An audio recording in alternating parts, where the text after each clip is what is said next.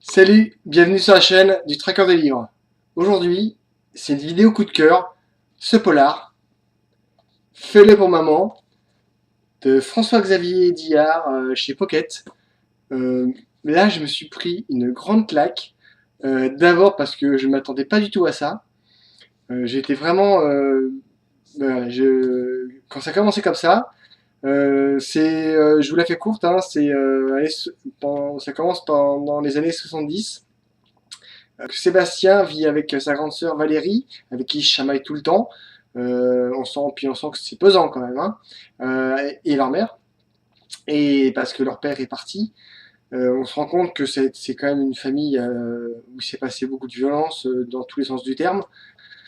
Et un soir, un jour de pétage de plomb, la fille énerve le frère, qui s'énerve entre eux. La fille vient se plaindre à la mère, et puis la mère, bah, entre ses deux boulots, sa fatigue, voilà, il y a un couteau, pouf. La police arrive, et le titre, Fais-le pour maman. La mère dit au fils, dit au policier que c'est toi qui l'as fait, que c'est toi qui a donné un coup de couteau. T'es jeune, t'as 7 ans, il t'arrivera rien. Bien entendu, le petit, dès les pompiers arrivent, la police arrive, ils se rendent compte qu'il y a un truc qui se passe pas, qui va pas bien. Et donc le petit garçon dit, c'est pas moi, c'est ma mère. Donc famille éclatée, chacun dispersé. Et on retrouve Sébastien des années plus tard. Il a reconstruit une structure familiale. Il a deux filles, Léa, dont on entendra souvent parler, qui prend souvent la parole. On a l'angle de tous les protagonistes du livre. C'est ce qui rend le livre encore plus percutant. Et donc ce Sébastien est devenu médecin, mais très bienveillant. Et en plus, il se dévoue complètement à corps et âme à ses patients. Peut-être à contrario de ses enfants qui ont une grande liberté pour voir et vivre. Alors peut-être un peu trop parfois, mais ma foi, il s'occupe de groupes de parole. Et puis de l'autre côté, il y a cette jeune policière qui arrive aussi un peu comme un cheveu sur la soupe. Pareil, elle aussi, elle sort d'une histoire compliquée, d'un mariage violent. Elle s'en est sortie en sortant son arme. Donc on l'a envoyée loin dans une petite ville tranquille où elle pourra diriger une équipe tranquillement.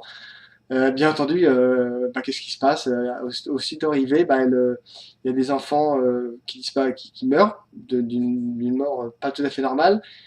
Et bien sûr, c'est leur médecin traitant et Sébastien. Et en même temps, ces deux héros, quand ils se rencontrent, ces deux héros qui sont esquintés par la vie, la policière et Sébastien, elles se rencontrent et il se passe quelque chose. Donc, elle enquête, et elle se rend compte que Sébastien a une vie absolument atroce, et que pour s'en sortir, il a quand même fallu qu'il évolue pas mal. C'est une tuerie. Le coup de cœur de dingue. Je m'attendais pas du tout à ça. Vous ne vous y attendriez pas.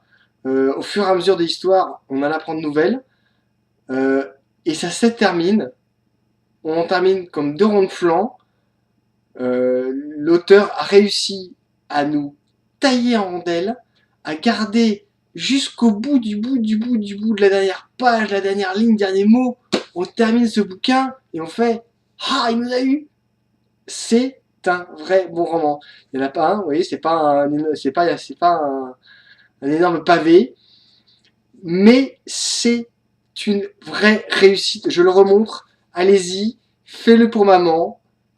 C'est un super polar. Défoulez-vous, éclatez-vous. On en parle, comme d'hab. Hein, likez, commentez, partagez. Moi, je vous répondrai aussi rapidement que je peux. Et vraiment, allez-y parce que c'est une vraie surprise. Une vraie belle surprise.